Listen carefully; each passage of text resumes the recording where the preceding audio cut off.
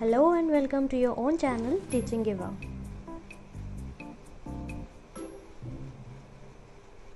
Hello everyone, hope you all are good. आज हम worksheet number 23 start कर रहे हैं जो आपके सब्जेक्ट साइंस की है फॉर क्लास 9th। ये आपकी वर्कशीट भी चैप्टर नंबर 5 से ली गई है। और जैसा कि हमने पिछली वर्कशीट में सबसे पहले कोशिका के बारे में पढ़ा, फिर कोशिकांग के बारे में पढ़ा, कोशिका झिल्ली के बारे में पढ़ा, थोड़ा उसमें कोशिका भित्ति का भी दे रखा था, फिर केंद्रक के बारे में पढ़ा, उसमें गुणसूत्र के बारे में भी पढ़ा।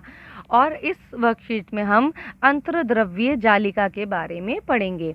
अब ये अंतर्द्रव्यीय जालिका होती क्या है? ये भी एक कोशिका का अंग है, कोशिकांग है, जो कि कोशिका के अंदर मौजूद होती है, प्रेजेंट होती है। चलिए स्टार्ट कर लेते हैं वर्कशीट।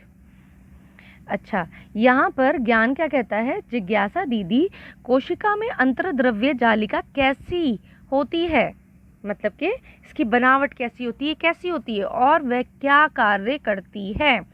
तो ज्ञान दीदी क्या बोलती हैं? ज्ञान अंतर्द्रव्यीय जालिका या ER मतलब एंडोप्लाज्मिक रेटिकुलम। तो ये एंडो से ई और आर रेटिकुलम, तो इसलिए इसको क्या बोला जाता है? ER। ठीक। अब ये जो ER होता है, ये झिल्ली से बनी बहुत सारी नलिकाओं का एक बड़ा जाल है जो एक आयताकार बैग रूपी पुटिका बना लेते हैं। जैसे कि आपको यहाँ पर डायग्राम में दिख रहा है, ध्यान से देखिए। ये यहाँ पर ये जो इन्होंने ये जाल बुन रखा है, ये पूरा जो जाल है ये ER कहलाएगा, मतलब कि अंतर्द्रव्यीय जालिका कहलाएगा। अगर आप ध्यान से देखें, ये केंद्रक से सटा हुआ होता है, केंद्रक के साथ ही लगा हुआ होता है। ये देखिए, ये केंद्रक की झिल्ली है। यहाँ पर दोबारा देखिए, ये केंद्रक की झिल्ली है और ये अंतर्द्रव्य जालिका है। तो ये एक तरह से नलिकाएं होती हैं और इनके ऊपर झिल्ली चढ़ी हुई होती है। क्या होती है? झिल्ली चढ़ी हुई होती है। और ये काम क्या करती हैं? कि ये प्रोटीन बनाने का काम करती हैं, ठीक है, और वसा लिपिड बनाने का काम करती हैं। अब जो अंतर्द्रव्य जालिका होती है वो असल में कितने प्रकार की होती है? ये 2 तरह की होती है। कितने तरह की होती है? 2 तरह की होती है। एक होती है खुरदुरी अंतर्द्रव्य जालिका और दूसरी होती है चिकनी अंतर्द्रव्य जालिका। ठीक। अब हम एक एक करके इसके बारे में पढ़ेंगे। जो RER मतलब के खुरदुरी अंतर्द्रव्य जालिका को RER कहते हैं, मतलब के रफ एंडोप्लाज्मिक रेटिकुलम।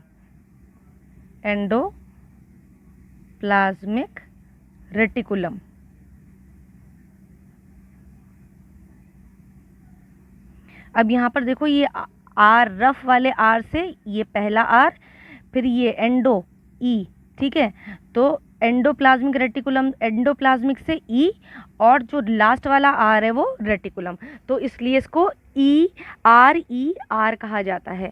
इसी तरह से जो आपको ये दूसरा दे रखा है चिकनी अंतर्द्रव्य जालिका, तो S से क्या हो जाएगा? Smooth endoplasmic reticulum. ठीक। तो इसको कहते हैं चिकनी अंतर्द्रव्य जालिका। तो RER या खुरदुरी अंतर्द्रव्य जालिका की झिल्ली पर छोटे छोटे कण होते हैं। मतलब इसके ऊपर क्या होते हैं? यहाँ पर अगर मैं यहाँ पर डॉट डाल दूं तो ये जो छोटे छोटे कण होते हैं इसके ऊपर, जिन्हें राइबोसोम कहते हैं, उन्हें क्या कहते हैं? राइबोसोम कहते हैं, जिनकी वजह से इनकी सतह खुरदुरी दिखाई पड़ती है। और ये राइबोसोम्स ही होते हैं जिसकी वजह से जो खुरदुरी अंतर्द्रव्य जालिका है उसकी सतह कैसी दिखाई पड़ती है? खुरदुरी दिखाई पड़ती है। ये केंद्रक झिल्ली से जुड़ी रहती है। जैसे कि मैंने अभी आपको ये चीज़ समझाई थी। यहाँ पर देखो ध्यान से कि यहाँ पर ये केंद्रक है, केंद्रक से बिल्कुल ये जुड़ी रहती है। ठीक है, ये केंद्रक से जुड़ी रहती है।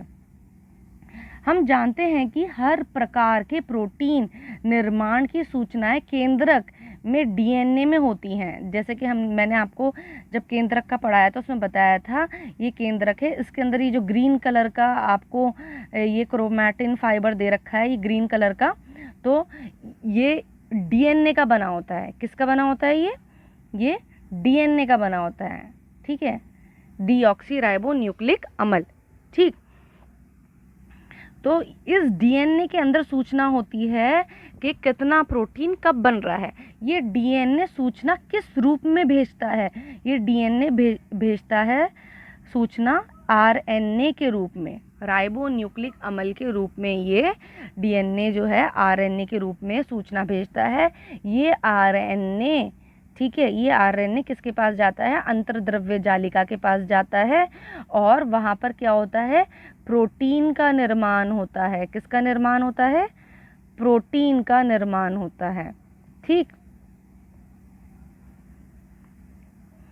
चलिए आगे देखते हैं।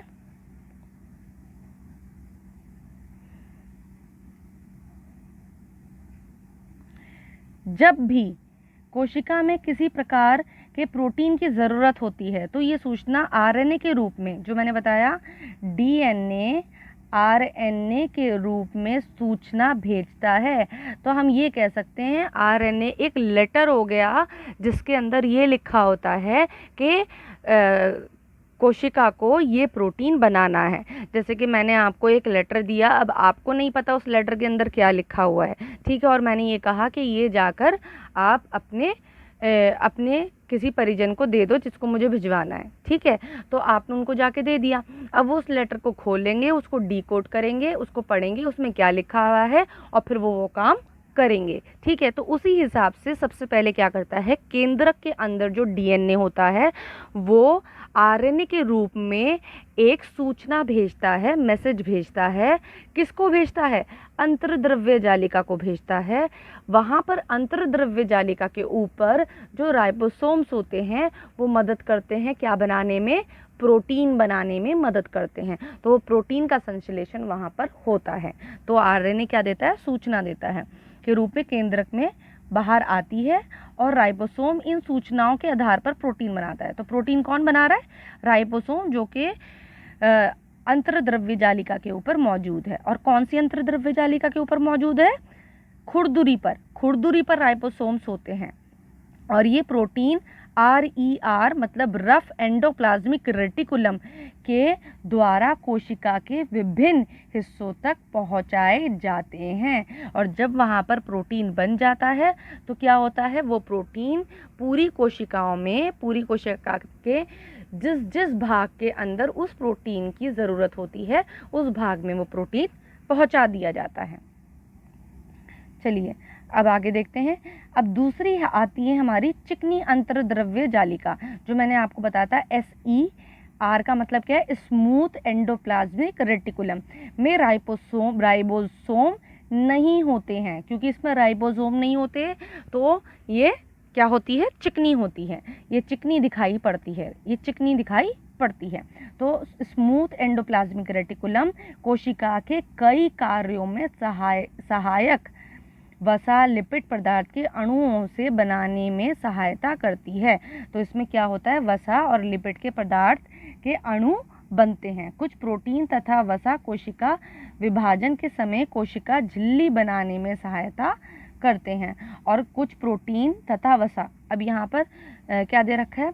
कुछ प्रोटीन और वसा। जैसे कि आप जानते हैं जो कोशिका झिल्ली होती है वो प्रोटीन और वसा से ही बनी होती है। तो प्रोटीन तथा वसा कोशिका विभाजन के समय, जब कोशिका विभाजित हो रही होती है, दो टुकड़ों में बट रही होती है, ये भी आप डिटेल में बाद में पढ़ेंगे, तो उसके समय कोशिका झिल्ली बनाने में ये क्या करते हैं? सहायता करते हैं, जो अंतर्द्रव्य जालिका द्वारा ही संभव है। वो किसके द्वारा संभव है? अंतर्द्रव्य जालिका द्वारा। तो ये समझ लीजिए जो भी प्रोटीन बनेगा वो अंतर्द्रव्य जालिका बनाएगी, या जो वसा बनेगा वो अंतर्द्रव्य जालिका बनाएगी। कोशिका के अंदर कहीं पर भी क्षति पहुंचती है, मान लो कोशिका झिल्ली में कहीं पे चोट लग गई या फिर वहाँ पे प्रोटीन ख़राब हो गया, तो उस प्रोटीन को वहाँ पे लगाने का काम कौन करेगा? सबसे पहले अंतर्द्रव्य जालिका में प्रोटीन बनेगा और फिर वहाँ पर भेजा जाएगा कि उसकी वहाँ पर पूर्ति हो जाए। अब जो कोशिका विभाजन होता है तो उसके अंदर आपको पता है, मान लीजिए एक कोशिका है, जब ये दो कोशिकाओं के अंदर बंटना शुरू होती है तो जो एक्स्ट्रा झिल्ली है ना, जो एक्स्ट्रा कोशिका झिल्ली होती है उसका बनना होता है। तो ये कोशिका झिल्ली जो बनेगी उसको बनवाने का काम भी कौन करता है, अंतर्द्रव्य जालिका करती है। तो इसमें बनाने में सहायता करती है और यही अंतर्द्रव्य जालिका द्वारा ही संभव होता है। इस प्रक्रिया को क्या कहते हैं, इस प्रक्रिया को कहते हैं झिल्ली जीवात जनन कहते हैं, कि झिल्ली को एक तरह से जीवित झिल्ली को जनन देना, उसका जन्म करना। चलिए अब आगे वर्कशीट में देख लेते हैं। ER एंडोप्लाज्मिक रेटिकुलम कोशिका में कई तरह के जैव रासायनिक प्रक्रियाओं को होने के लिए सतह भी प्रदान करता है। मतलब कि सतह प्रदान करता है बहुत सारे रासायनिक प्रक्रियाओं को करने की। अब जो प्रोटीन बन जाता है उसको भी पहले ठीक किया जाता है, उसके बाद वो दूसरे भागों में, कोशिका के दूसरे भागों में जाता है। तो जितनी भी रासायनिक प्रक्रम होते हैं उसको भी ये क्या करता है, सतह प्रदान करता है। अच्छा, अब नेक्स्ट पॉइंट देखते हैं। कशेरुकी जो कि रीढ़ की हड्डी होती है, जीवों की, ऐसे जीवों की यकृत कोशिकाओं, यकृत जो होता है आपका लिवर, ठीक है, तो यकृत की कोशिकाओं को कई जहरीले पदार्थों से मुक्त करने में जो स्मूथ एंडोप्लाज्मिक रेटिकुलम होता है, चिकनी अंतर्द्रव्य जालिका की भूमिका, मुख्य भूमिका होती है। ये क्या करता है, जहरीले पदार्थों को वहां से हटा देता है।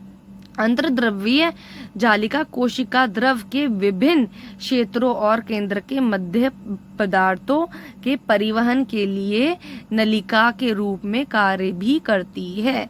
क्या चीज बता रखी है आपको कि अंतर्द्रव्य जालिका कोशिका द्रव जैसे कोशिका है, ये अंदर आपका क्या है, केंद्रक है, ठीक है, और इसके बीच में ये आपको पता है ये सारा ये जो तरल पदार्थ होता है ये कोशिका का द्रव होता है, कोशिका द्रव होता है, कि विभिन्न क्षेत्रों में, इसके अलग अलग क्षेत्रों में केंद्रक के मध्य पदार्थों के परिवहन के, हर जगह पर एक जगह से दूसरी जगह पे जाना जो होता है पदार्थों का, वो के लिए नलिका के रूप में कार्य भी करती है। और ER एंडोप्लाज्मिक रेटिकुलम कोशिका में जालिका तंत्र का निर्माण करता है। मतलब कि जो पूरा का पूरा जालिका का तंत्र होता है वो अंतर्द्रव्य जालिका का ही बना हुआ होता है, उसका वो निर्माण करता है। चलिए अब हम क्वेश्चन आंसर्स देख लेते हैं इसके। अंतर्द्रव्य जालिका के दो प्रकारों के नाम तथा उनमें अंतर स्पष्ट कीजिए।